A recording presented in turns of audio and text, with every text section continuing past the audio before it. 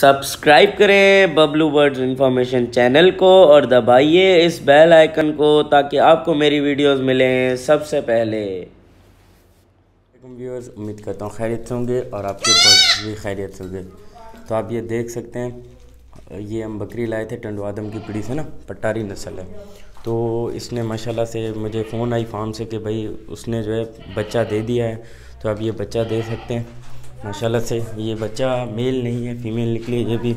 तो माशाल्लाह से आप फीमेल का भी कलर देखें बड़ी बकरी का, और आप उसके बच्चे का भी देखें माशाल्लाह से। तो बहुत अच्छा जो है एक कलर निकाला है मादा ने बच्चे का, देख सकते हैं आप। तो ये देखें, तो माशाल्लाह से ये मैंने वहाँ से ही लगी हुई ली थी। तो इसने एक बच्चा दिया है, तो मैंने ये आपको बताने के लिए वीडियो बनानी थी प्रोग्रेस।